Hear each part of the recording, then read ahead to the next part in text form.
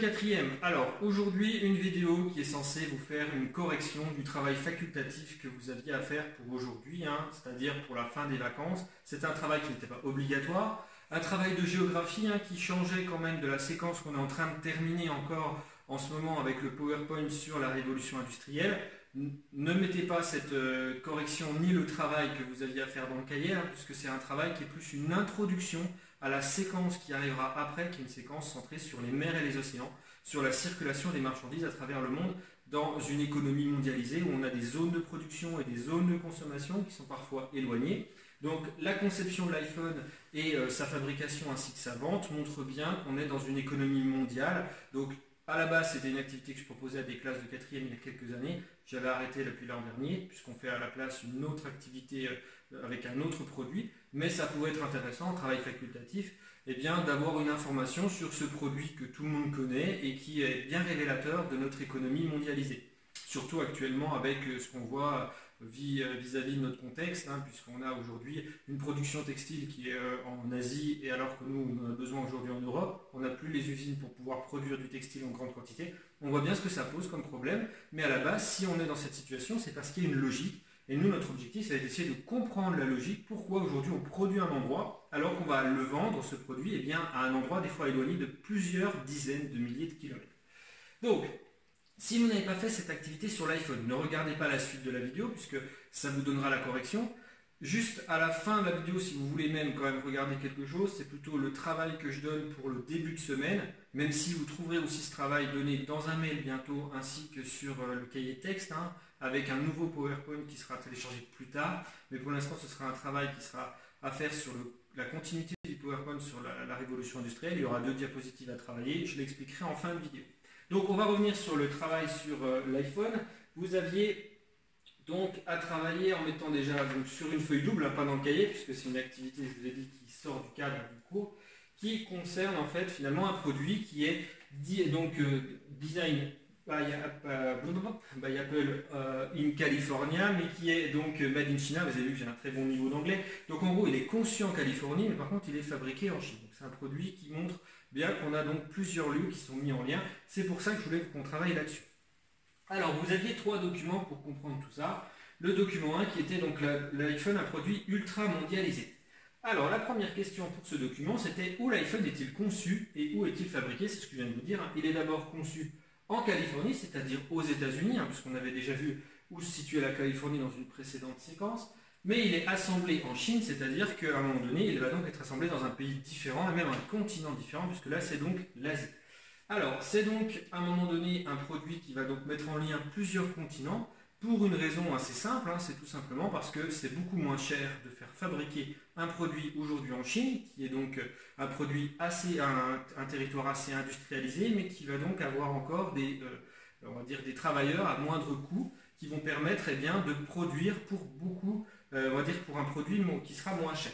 Alors qu'on va quand même conserver la conception aux États-Unis, puisque c'est quand même un produit assez technologique, assez technique, et donc on va avoir besoin d'un certain savoir-faire, un certain niveau de compétence que les Américains vont pouvoir avoir. Et puis, si ça peut être même des concepteurs qui ne sont pas de nationalité américaine, s'ils sont par exemple asiatiques, européens, on ne sait pas, Apple a des nationalités très différentes dans son entreprise, ces personnes qui ont un gros pouvoir finalement de fabrique, on va dire de conception, ils sont tout simplement venus travailler en général en Californie. C'est ce qu'on avait vu dans la séquence centrée justement avec l'étude de cas sur la Californie, où on a finalement une fuite des cerveaux d'un certain nombre de pays du monde avec des gens qui ont une certaine compétence au niveau technologique, qui vont venir travailler donc, dans des pays où ils vont trouver des entreprises avec plus de demandes comme cela. On a en Californie Apple qui va donc attirer des gens d'un peu partout pour fabriquer concevoir des produits à haute valeur ajoutée comme ces iPhones qui sont donc en général les produits avec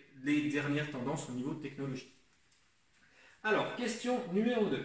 Pourquoi peut-on dire que la fabrication de l'iPhone est mondialisée?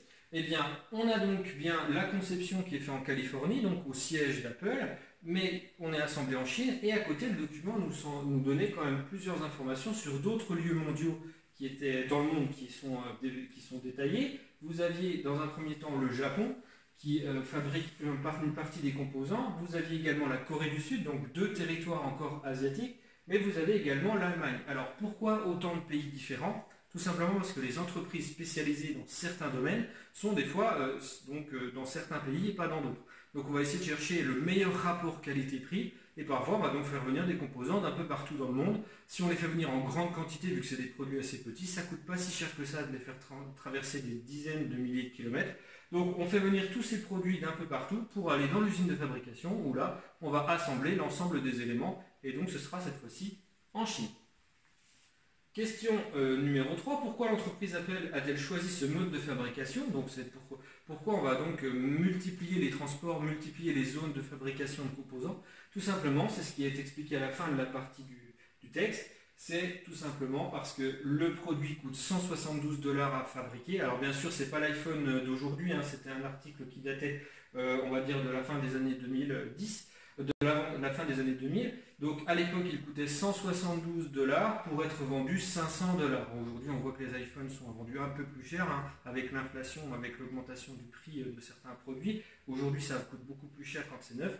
Mais ça montre bien qu'on a un prix de production qui est bien inférieur au prix de vente, ce qui veut dire que l'entreprise va dégager une marge assez importante, même si ce n'est pas juste, on va dire, du bonus, hein, la différence de prix, puisque vous avez tout ce qui va concerner la conception du produit qui n'est pas pris en compte dans ce prix-là, c'est-à-dire toute la recherche et développement qu'il faut pour faire un nouveau produit qui va mettre en place un certain nombre de technologies, donc ça demande de la recherche, ça demande des innovations, donc ça c'est pas pris en compte, donc ça coûte un peu d'argent. Et puis Apple est quand même une entreprise qui met beaucoup d'argent dans la, on va dire, dans la mise en valeur de ses produits, avec donc on va dire, dans la commercialisation, avec la publicité, ce genre de choses. Donc ça c'est aussi un prix important, hein, qui va être rendu possible grâce à cette grande différence entre le prix du produit fini et le prix de fabrication. Vous pouvez donc investir dans la communication, dans la publicité, et vous pouvez investir dans des nouvelles technologies puisque vous avez beaucoup plus d'argent qui rentre dans la caisse. Donc on voit bien qu'il y a ici l'intérêt, c'est de gagner de l'argent en fabriquant donc dans des pays qui coûtent moins cher. Alors, pour vous donner une idée, hein, si on prenait le produit d'aujourd'hui, on a l'iPhone 11 Pro qui est peut-être le plus cher de la gamme, il est vendu à environ 1200 €. Aujourd'hui, on considère qu'il est fabriqué pour 490 €, une fois que toutes les entreprises qui ont participé à la fabrication ont été payées et que le produit est assemblé et fini. Ça montre qu'il y a encore plus de marge qu'auparavant. On a augmenté encore cette différence de prix entre le prix de fabrication et le prix de vente. Donc on continue avec le document 2. Ce document 2 était une carte, pareil, qui date d'une certaine, qui date un peu, puisqu'elle est de 2013, donc c'est quelque chose qui n'est pas encore très récent. Je n'ai pas trouvé de carte beaucoup plus, on va dire, récente, mais elle est quand même assez révélatrice pour montrer en fait quels sont les pays et quelles sont les régions du monde qui consomment le plus ce produit. On se rend compte tout de suite que c'est effectivement l'Amérique du Nord, le Japon, mais plus généralement maintenant c'est la Chine, hein, donc ça c'est pour ça que ça a changé, hein. Et vous avez également l'Europe de l'Ouest. Alors pourquoi je vous dis que c'est une carte qui date un peu? Si vous regardez les différents fabricants de smartphones, on voit que Samsung est leader, Apple est deuxième, et vous avez ensuite un certain nombre d'autres marques. Aujourd'hui, il y a certaines marques qui sont très vendues aujourd'hui dans le monde du smartphone, qui n'apparaissent même pas à cette époque-là, ce qui montre qu'il y a quand même un renouvellement des marques et des fabricants qui est assez importante, même si Samsung reste dominant et Apple reste troisième avec aujourd'hui environ 13% des ventes si je ne me trompe pas.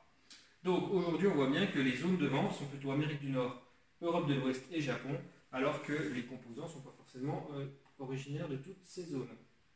À côté de ça, vous aviez un troisième document sur le succès de l'iPhone dans le monde, c'est un texte pareil qui date un peu puisqu'il datait d'avant 2015, puisque vous aviez l'Apple Watch qui n'existait pas encore, donc c'est un produit, dans le monde des nouvelles technologies, dès qu'un document a quelques années, on se rend très vite compte qu'il est vite dépassé, mais il est quand même révélateur de la tendance de l'époque et d'aujourd'hui, c'est-à-dire pourquoi aujourd'hui l'iPhone est très vendu dans le monde. Alors, vous aviez une première question, combien d'iPhones sont vendus dans le monde en 2015? Vous aviez la réponse au début du texte, 74 millions d'unités, c'est pas rien, c'est quand même important. À côté de ça, deuxième question. Vous aviez à me dire qu'est-ce qui explique le succès de ce smartphone. Donc avec plusieurs arguments, c'est simple, il fallait regarder, déjà il parlait de la taille de l'écran qui était plus importante que ses concurrents. Donc là c'est un défi technique, ça montre bien qu'il y a beaucoup d'argent qui est investi pour essayer d'avoir quelque chose qui est un peu de meilleure qualité que les concurrents. À côté de ça, vous avez également l'information comme quoi il y a un nouveau marché qui se développe, c'est la Chine. Et donc la Chine avec le nombre d'habitants qui est important, eh bien c'est un marché porteur qui peut rapporter beaucoup d'argent. Donc si on arrive à vendre beaucoup d'iPhone en Chine, on va réussir à être dominant aussi sur ce marché. À côté de ça, vous aviez également le fait que dans le document, on explique bien que l'iPhone, au-delà de ses importances, on va dire de l'importance qu'il peut donner, on va dire, aux innovations technologiques, c'est aussi un objet qui a une valeur symbolique, c'est-à-dire que c'est un objet de désir. C'est également ce qu'on va avoir avec le signe extérieur de richesse. Son prix étant assez élevé, il va tout simplement aussi attirer une clientèle qui essaye de se démarquer et montrer qu'ils ont un produit de, on va dire, de luxe un peu, et qui va leur permettre de dire, bah voilà, moi j'ai un produit assez tendance. Donc ça, c'est quelque chose que Apple va bien entendu essayer de valoriser, puisque c'est ce qui permet aussi de dire, eh ben voilà, les gens vont venir acheter mon produit et pas celui du voisin. Alors, à côté de ça, vous aviez la question numéro 7, vers quel pays Apple cherche à développer ses ventes? C'est ce que j'ai dit tout à l'heure. C'est la Chine, tout simplement parce que la Chine est un pays qui a énormément de consommateurs potentiels, un pays qui s'enrichit, qui voit une population chinoise devenir de plus en plus riche, qui commence à rattraper un peu le niveau de vie des pays occidentaux comme les États-Unis ou la France ou l'Angleterre, ou l'Allemagne. Et donc ces pays-là, eh bien, vont se retrouver avec énormément de ventes potentielles au niveau des smartphones. C'est ce qui se passe actuellement, puisque aujourd'hui c'est donc un marché très porteur dans ce domaine. Alors, ensuite, vous aviez un dernier document qui était une carte. Cette carte, c'est une carte que je vous avais créée, donc, qui était centrée sur l'Asie, qui vous permettait de voir un peu toute cette mondialisation autour de ce produit qui est l'iPhone. Vous aviez à compléter la légende en reprenant en fait cette carte et retrouver tout simplement eh bien, les différents symboles, à savoir où vous alliez les placer. Si vous avez bien fait les exercices précédents, c'était assez simple. Déjà, premièrement, le lieu de conception de l'iPhone, on l'avait déjà donné dès le début de l'étude de cas, c'est tout simplement le point jaune qui est ici, c'est-à-dire il est conçu en Californie. Donc là, j'ai mis autour de San Francisco, puisqu'en fait Apple est donc dans la Silicon Valley, c'est à la proximité de San Francisco, c'est pas à Los Angeles, donc c'est un peu plus haut par rapport à Los Angeles.